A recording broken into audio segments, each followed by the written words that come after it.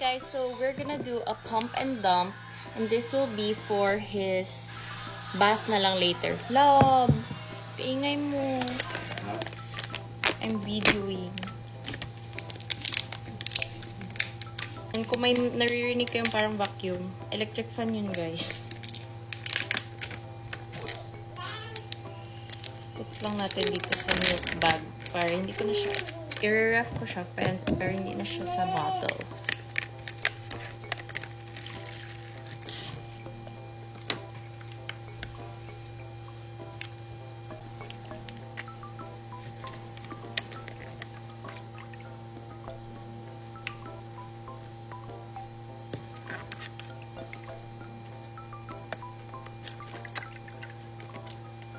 That's around 9 ounces.